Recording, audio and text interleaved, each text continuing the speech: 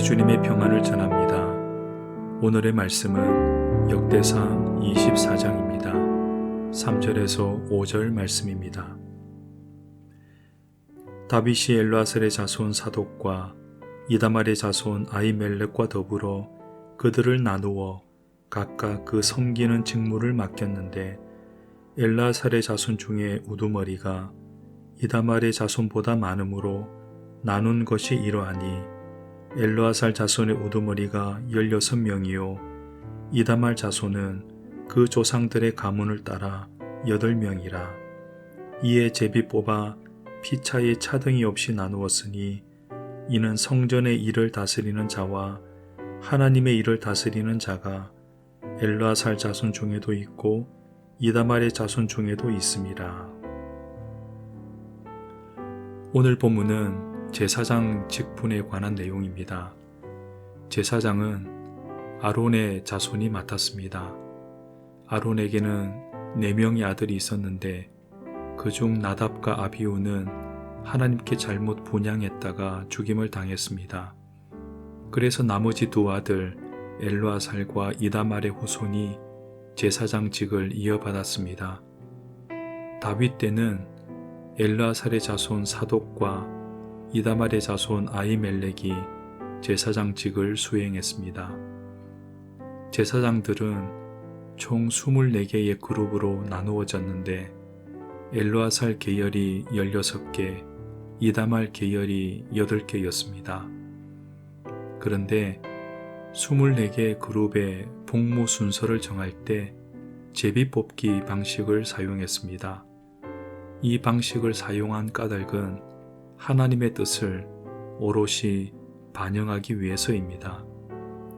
사람이 뽑게 되면 아무래도 여러 원인에 의해 편파적인 결정이 나올 수 있습니다. 특히 엘르아살 계열이 이다말 계열보다 2배나 많았기 때문에 숫자로 밀어붙여서 자기들에게 유리하게 이끌 수 있었습니다. 하지만 피차에 차등이 생기지 않도록 제비뽑기를 통해서 결정했습니다. 제비뽑기가 완전히 옳은 방법이라고 하긴 그렇지만 여기서 중요한 것은 모든 결정을 하나님의 뜻으로 받아들이고 따르겠다는 의지를 보였다는 것입니다. 제사장의 직무는 성전의 일과 하나님의 일로 나누어집니다.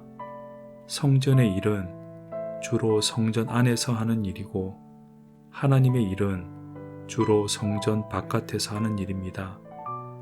크게 주목받지 못하는 성전의 일보다는 대중에게 주목받으며 제사장의 권위를 발휘할 수 있는 하나님의 일을 더 선호했을 것입니다. 하지만 이 또한 제비를 뽑아 결정했습니다. 모든 사역에는 차등이 있을 수 없기 때문입니다.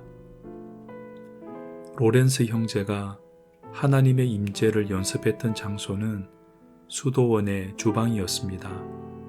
매 끼니 식사를 준비하고 설거지를 반복하는 어떻게 보면 매우 단조로운 일상의 연속이었지만 그 일을 하나님이 맡기신 일이라 믿고 성심을 다했을 때 그 어떤 수사보다 탁월한 영성을 소유할 수 있었습니다. 거룩한 일이란 따로 있지 않습니다. 교회 일만 성직이 아닙니다. 가사 일이든 직장 일이든 사람에게 주목받든 받지 않든 내가 있는 그 자리에서 하나님의 영광을 위한다면 그 일이 성직이 되고 그곳이 성소가 되는 것입니다. 우리는 모두 왕같은 제사장입니다. 오늘도 각자의 자리에서 제사장의 직무를 성실하게 감당하기를 간절히 기도합니다.